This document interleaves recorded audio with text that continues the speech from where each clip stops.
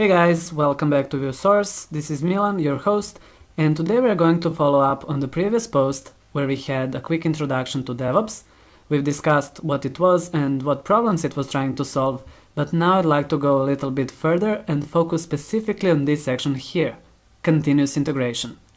If you understand Serbian, feel free to quickly go over it again if you wish. Basically, my goal for today's lesson is to show you how to set up continuous integration for your projects using a handful of tools, such as Jenkins primarily, but also Composer, PHP Unit, Git, Bitbucket, and maybe something else. We'll see down the line. Okay, so before we start, let me show you at a very high level the flow we are going to develop. Here we have a single developer or a team of developers.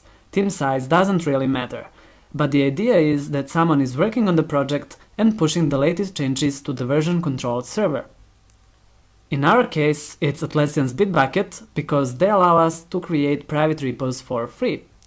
So whenever a developer pushes his code to Bitbucket repo, we'll configure it to immediately trigger a build on our Jenkins server. If you're not familiar with Jenkins, think of it as a software which you install on a server to do some heavy lifting for you, such as pulling the latest code, installing dependencies, running tests, and finally deploying the code on your environments, of course only in case when everything passed with no errors. Otherwise, it would stop the process and let you know exactly what went wrong, so you could go back and fix. And the last component is the application server or servers, depending on how big your project is. This is where Jenkins deploys highly tested code for us. And that's it. Let's start now by creating a new project. I thought about simulating a very basic password validator class because many times we are more interested in learning just a workflow rather than in building some complex applications. That's why I'll focus on the things like how would you go about setting all this stuff, as we said, Jenkins for continuous integration, then Composer for dependency management and autoloading, PHP Unit for testing, Git and Bitbucket for source versioning. There are a lot of tricky things that might be set wrong. Of course, to follow along, make sure you have installed Composer. It's a very simple process, just go to official website and read short instructions for your system. I can simply verify that Composer is running for me by typing Composer in command line. You see it outputs me a list of available options, which is good. Alright, once you have Composer installed, you have access to a huge amount of packages created by community, including PHP Unit, which we'll use for running our tests. So if I go to packages.org, a single place where all Composer packages are hosted, and search for PHP Unit, sure enough, it's available.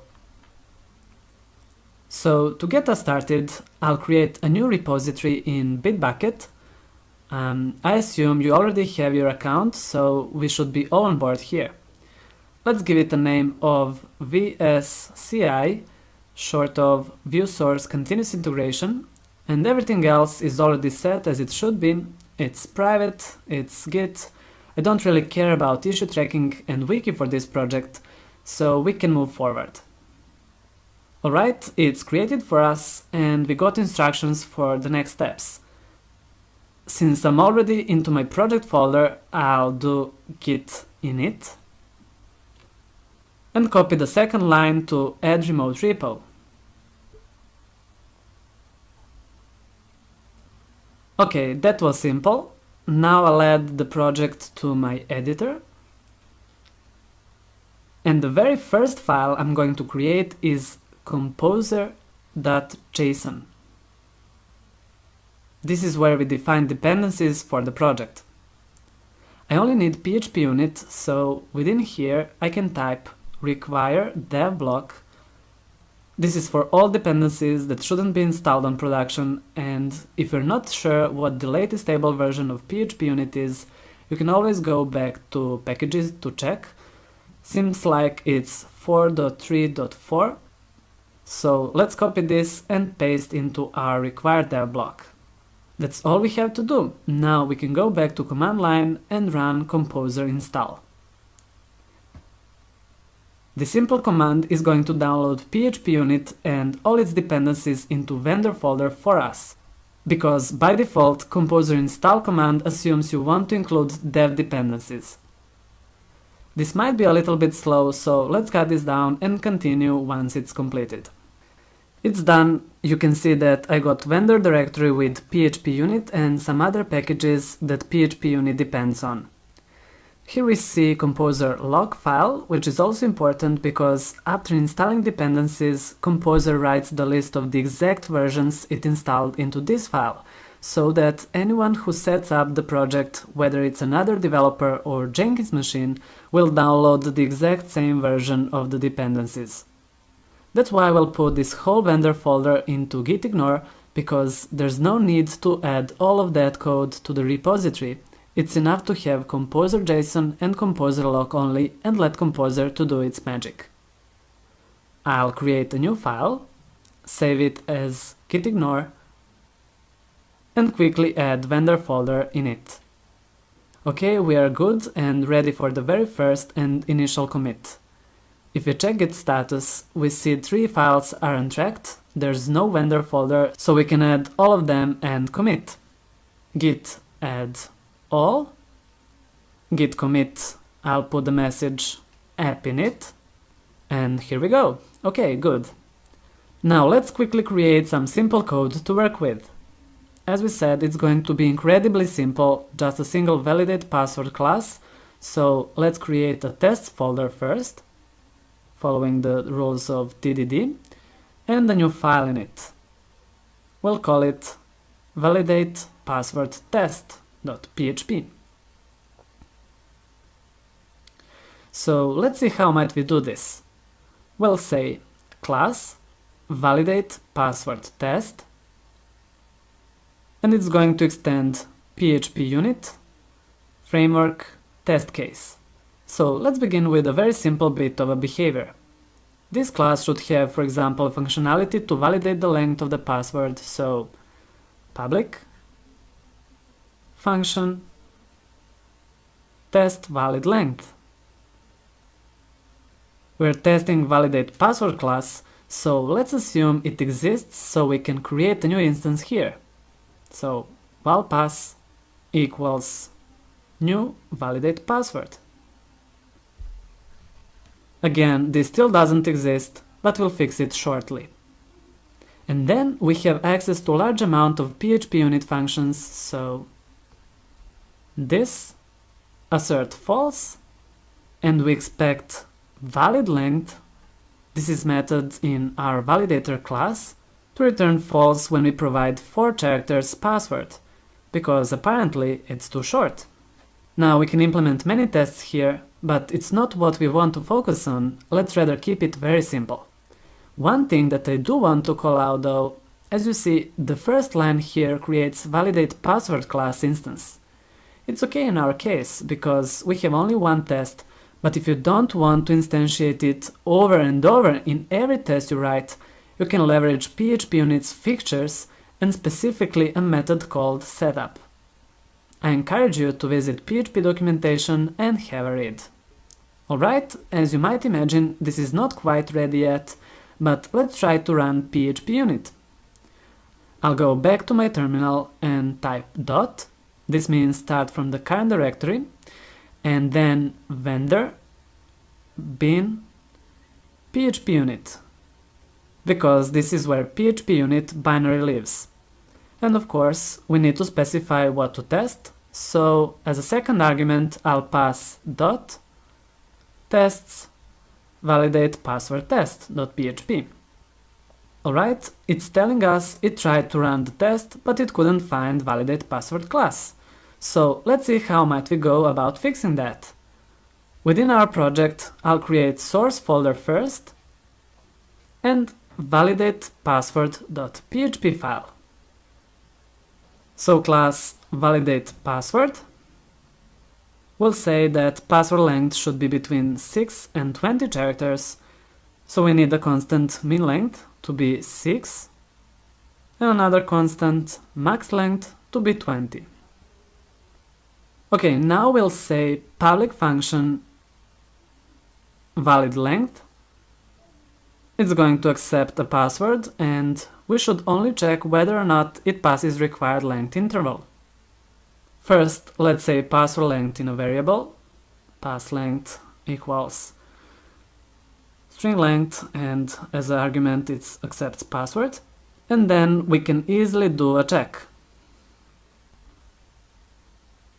When we try now, it still can't find validate password class. And of course it can't. As you probably guess, we created the class, but we haven't referenced it inside validate password test. There's nothing signaling that we're going to autoload the class, so it still can't find it. So we can require it within here at the top, but you know what? That would be a bit of dated practice. Instead, we'll take advantage of autoloading using Composer, because it works out of the box. You don't need to do absolutely nothing, it's already there. That's another nice feature of Composer. So the only thing we need to update is Composer JSON file, because this is where we can specify what to autoload. Are we doing PSRO autoload or PSR4 or maybe class maps? Personally, I got used to PSRO, although PSR4 might be a better choice these days. Nonetheless, I think everything will do for us in this silly example. So we'll need to create autoload block and tell Composer to follow PSRO standard. And the object that comes after represents namespace. I leave it empty, our code lives in the global namespace, and this is the physical path where our code lives, which is source. The very last step is to run Composer dump autoload, which will regenerate the list of all classes that can be required by our project. Alright, we should be all set by now. If we run our test, sure enough, it's able to find the class it needs, and our test is passing. Let me commit latest changes. I'll do git status. I'll add all. And finally, I'll do git commit adds validate password class and test. And finally, let's push it to remote repo, because from now on we'll mostly work in the cloud. For our hosting needs, we'll turn to DigitalOcean, so both Jenkins instance and our application will be hosted on DigitalOcean. Now, when you first go to digitalocean.com, you'll see a page similar to this one. DigitalOcean is a cloud hosting much simpler than Amazon Web Services, for example.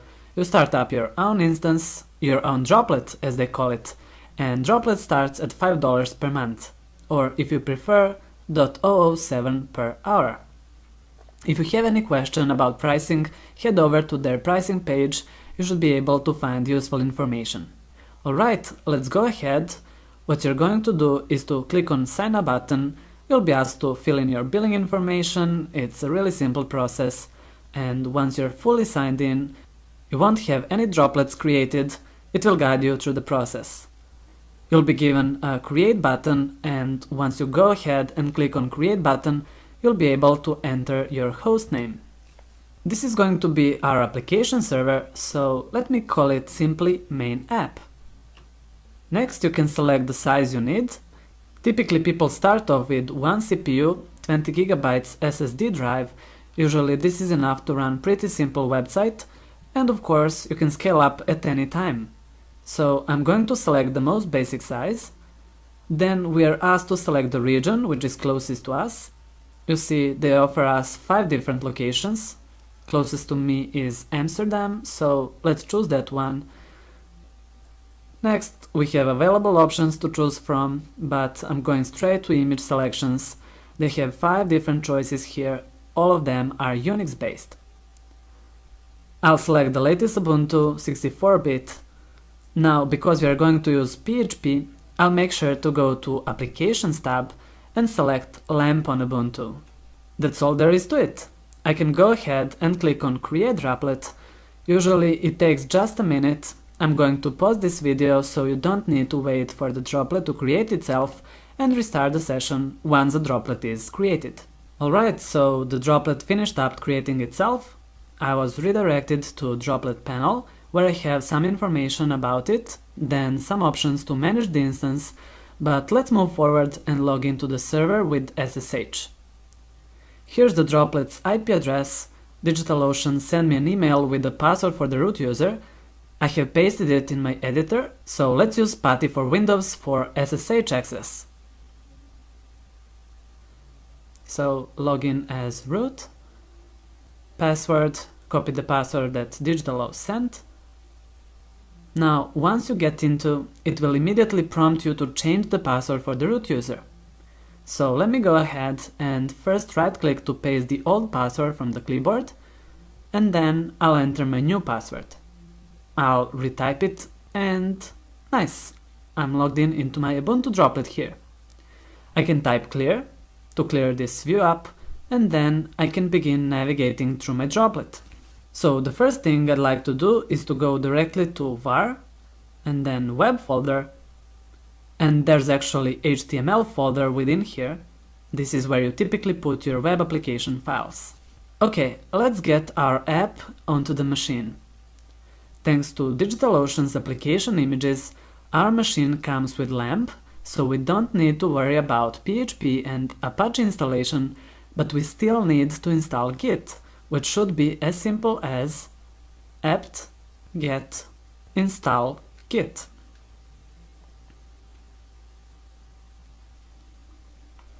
Once Git is installed, we can use it to get our app from Bitbucket. We only need to copy the clone URL from the project's Bitbucket page and then run this in our server.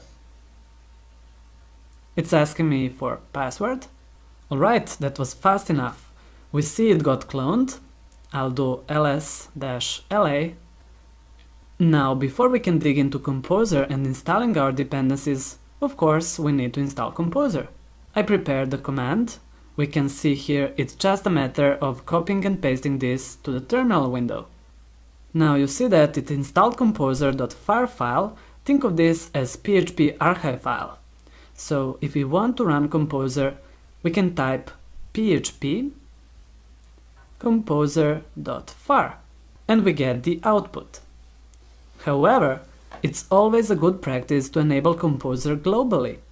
To do that, all we need to do is to move this file to bin directory. So I'm going to move composer.far to my local bin directory, which is user, local, bin, and composer. And that's it. So now I should be able to type only Composer and get the exact same output. Now to demonstrate again how to download all the dependencies, we should first cd into our project and then only type composer install, but this time with no dev option. Now you might be asking yourself, why do we need this no dev option?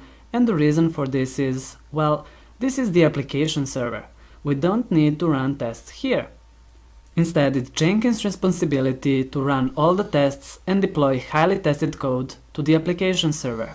So when we run this command, we see there was nothing new to install, but still it generated autoload file, which will bring autoloading over to us. Very simple and useful. Alright, we can move forward, so we'll start with the installation process for Jenkins. The first step, of course, would be to set up another DigitalOcean droplet for Jenkins. We'll repeat the process from the previous time, so I'll go ahead, switch to DigitalOcean tab, and click on Create a Droplet. Again, bunch of options. I'm going to call this one Jenkins. Choose the cheapest plan, select Amsterdam. Image is Ubuntu, which is fine, and let's make sure that we have LAMP set up by default. That's all. I'll give it a moment or so, and it will install. Alright, here you can see that I have my Jenkins VPS up and running. DigitalOcean has sent me credentials for SSH, so let's go ahead and log into it. I'll start another instance of my PuTTY, paste the host here, okay, username root, I'll copy my password and right click into PuTTY. Again, it's asking us to change default password, So this is the old password. I'm going to right click again and I'll type my new password twice. And we are in our Jenkins server. Excellent! Now, before we can use Jenkins, we need of course to install it. We are going to get everything set up from scratch. It should only take a handful of minutes. Thankfully, DigitalOcean has published this nice guideline, so we only need to copy these 4 commands into our command line. Usually we install stuff on Debian-based systems using apt-get, but we need to add a new repository first to make it able to pull Jenkins installation. So it's done in those 2 commands. The first step is to add Jenkins key. Then we'll update our source list and include Jenkins repo. Now, before we can actually run Jenkins installer, we need to do apt-get update. And as the very last step, we can type apt-get install Jenkins. That's all there is to it. As always, I'll take advantage of screencasting magic, pause the video now and continue once it gets installed. Okay, it's finished. By default, Jenkins listens on port 8080, so if I switch to my browser and paste the IP, port 8080, yes, we see Jenkins welcome screen. Apparently, it's completely insecure and everyone on the web can access it, but it's not concerning in this case at all. I'll kill the server as soon as I'm done with this video. For real projects though, I highly recommend you to go to Manage Jenkins and enable user authentication. It will ask you to create a user and once you are done, it will prompt you with login screen before you can manage Jenkins. I'll leave it to you. Let's focus on the things that really matters. We know the purpose of Jenkins is to pull our project from Bitbucket and run its tests, so we need to install Git and Composer, but also we are going to need Bitbucket's plugin for Jenkins. So let's add missing pieces quickly. I'll move very fast since we've already covered it while setting up our app server. So to install Git, I'll quickly type apt-get install Git. For Composer, it's 2 steps.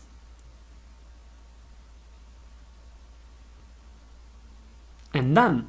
The second part is to install Bitbucket plugin for Jenkins. In order to do that, I'll go to Manage Jenkins, then Manage Plugins, go to Available tab. Sometimes when you install Jenkins, you will notice that the list of available plugins is empty. If that is the case, from Advanced tab on the Manage Plugins page, click on Check Now to forcefully check for the new updates. Once that is done, you should see the list of plugins. In my case though, everything is fine. I see the list. Let me search for Bitbucket. Now I'll click on Download Now and Install after restart.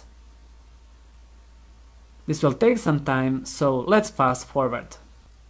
Now we're ready to create our first job in Jenkins that connects to our Bitbucket project, does automate builds and displays some results. I'll click on this link here to get us started. Our job will build application server, so let's give it a name of vsci-build and I'll select freestyle project. In most cases you will end up with this option. Great! As you see, we have project name, description that help us explain what's the project about. We see a bunch of other parameters. The important one to fill out is this section called Source Code Management. This is important for Jenkins to know how to communicate with my source code repository. You see we have here some choices: CVS, Git, Subversion. Of course we have none. Sometimes we don't need to have our job communicate with our source code repos. In this case we do, so I'll select Git and I'll provide SSH URL to my project. Now this part here, branches to build, is interesting. That option is provided by Bitbucket plugin we have installed, and because it's so useful and important at the end, I'd like to break it down a bit.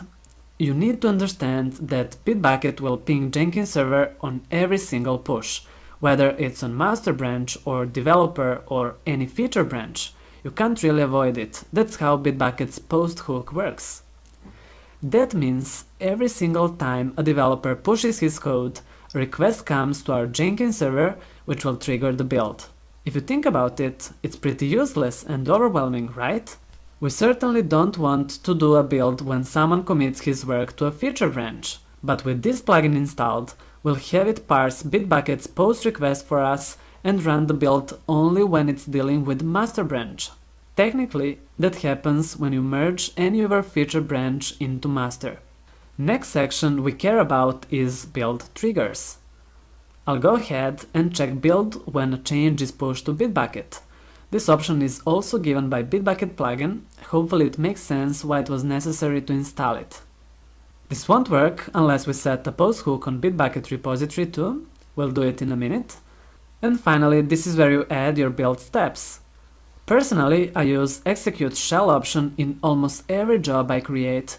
Basically, that instructs Jenkins to execute shell commands for me, which is pretty handy. So, what do we want to execute? Well, at the moment, Bitbucket plugin will pull the latest code for us. So, next thing you would do in terminal is run composer install and run all tests. So, I'll go ahead and write.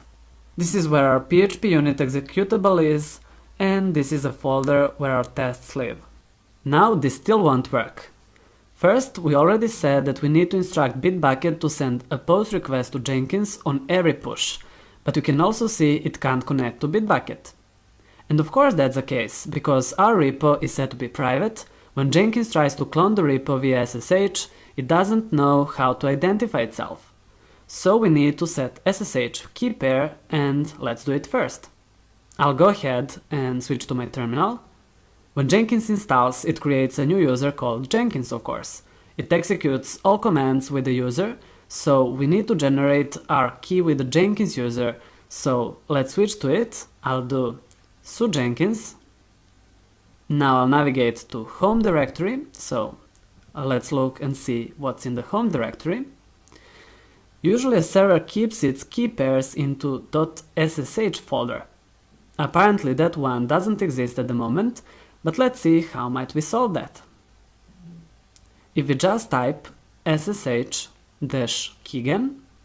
we are making key pair, but it will be DSA by default. RSA is actually a little bit faster, so let's change the type and set it RSA. It's generating key pairing, two separate files that link to each other. This is where it's going to be saved, which is fine. I'll hit enter.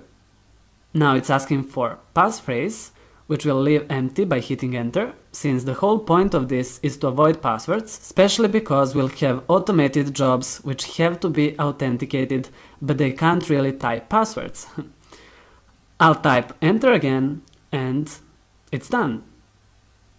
If you do ls-la, we see .ssh folder, and inside of it both private and public keys. Now what we need to do is to copy the content of this public key and paste it into Bitbucket. So let's take a look at the public key.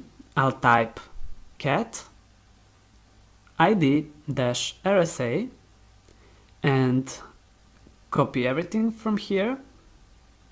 Input T you can copy by pressing enter. I need to switch back to my repo, and then I'll go to settings, deployment keys, and as you might imagine, add key. The label field is to help you remember what this key was about. The key is important, so let's paste everything from clipboard. Okay, we should be all set. I'll go ahead and press add key. Since we are here, let me also register a post hook for this repo. I'll go to Hooks tab and search for post. Okay. The URL needs to be the domain of our Jenkins server. I'll grab IP since we don't have domain. This is something I found in Bitbucket plugin documentation. So with this setting in place, when a user makes a push against a repository, Bitbucket makes a post request to the URL we provide here. The body of post request contains information about the repository, branch, a list of recent commits, the user that made the push, etc. That's how the plugin is able to decide whether or not to run the build. It simply checks the branch, and if it matches with master, it's going to proceed. Okay, we're almost done. There's only one very last thing we need to fix. You see that annoying error still shows up. Well, the reason for this lays in the way how SSH protocol works. When Jenkins tries to establish SSH connection to Bitbucket, it needs to know it's connecting to right SSH server. That's why we need to run this command, which will basically update known hosts with Bitbucket's public key. I'll type yes, I'm sure everything is fine and safe, and that's it. Now if we wait for some time, this message will go away, but we can simply save the project and go back to it. And sure enough, no errors so far. If we run the build at this time, it won't fail, but let's think what's this job going to do. It will pull the latest code, it's going to run composer install and run unit tests, and that's all nice.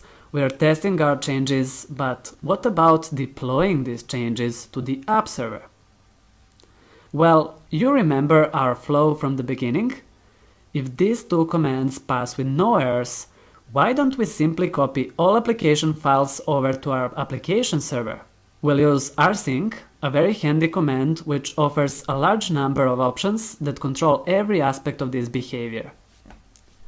We'll pass verbose, recursive, this Z stands for compressing the data, H for human readable output, and finally E flag to pass options to SSH command. If we provide this, we're basically instructing our Jenkins server to always add new host keys to the known host file. So we're bypassing the exact same situation we had with Jenkins at Bitbucket, and this is a well-known way. You might also imagine that we don't want to transfer vendor folder since we use Composer, so that's why we want to make sure we exclude it. Last two parameters are source folder for the files that are going to be transferred, and of course destination folder. As a source folder, I'll put only a dot, which translates to the current job folder, and for destination folder, I'll put it needs to connect as root at IP address of the server, followed by the path to our application, which is var web HTML and VSCI at the end. At this point, it synchronized source and destination. Now what we need Jenkins to do next is to SSH to the application server, then cd into application directory and run composer install with no dev flag, which skip installing packages listed in required dev sections. Whenever you need to run multiple commands within one SSH session, the cleanest way is to surround it with here script, like this. This is so-called here script. And okay, I think we should be all set on Jenkins part. Now, the very last thing we need to do is to create a file called authorized keys on the main app server and paste the Jenkins server public key. That way, whenever it tries to SSH into the app server will allow it since it has its public key in authorized keys file. I have my Jenkins public key here. Again, it's the same one I put into Bitbucket, and I'll need to switch back to my main app terminal. I'm logged in as root here, so I can type cd tilde, which will basically open root's home directory. Within here, I can go to .ssh folder and do ls-la. Since authorized keys file is already there, I can edit it, use it nano, and I can simply paste the key and save the file. And that's it. We had a couple of things to configure, but hopefully everything is working as we would expect. I'll switch to Jenkins, and for the very first time, let me save the configuration first, and then I'll manually run the build just to see how it works. So to do that, I can simply click on build, but before that, let me enable auto refresh at the upper right corner. You see it's done. This blue circle tells us the job has finished successfully, Typically it's red when something goes wrong. Now if you're interested to see the entire output from the console, you can click on Console Output.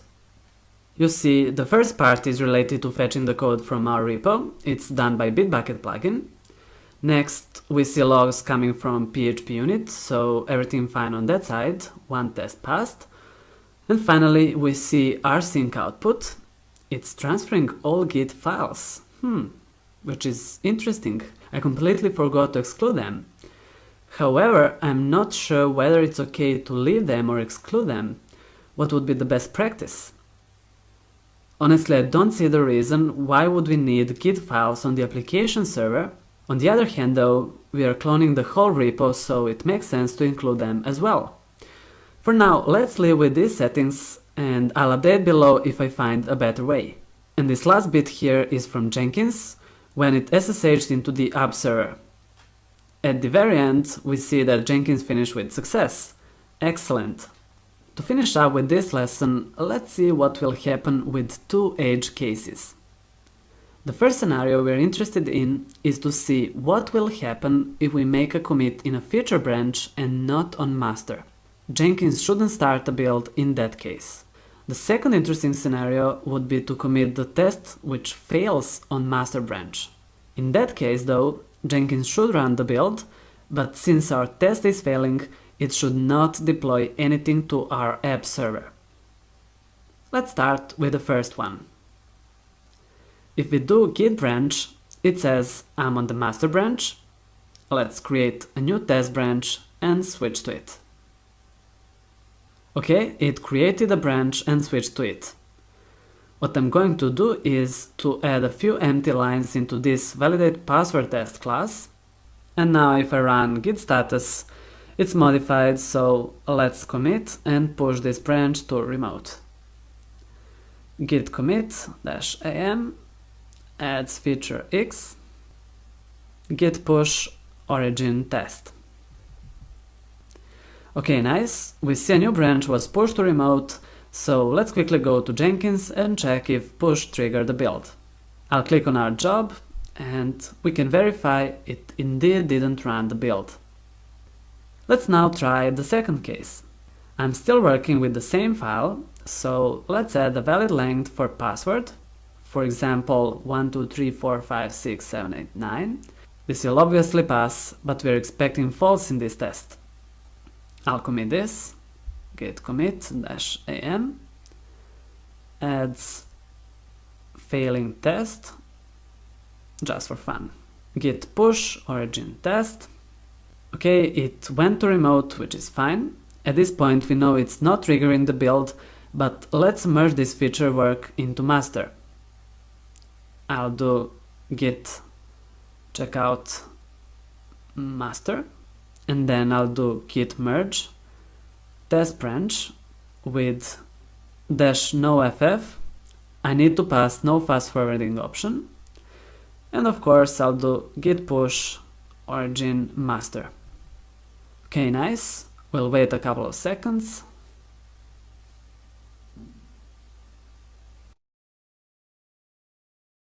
And you see the build has started. Let's give it a moment. Sure enough, it's red. If we click on build information, you see it's very clear. Validate password test, test valid length, failed, asserting that true is false.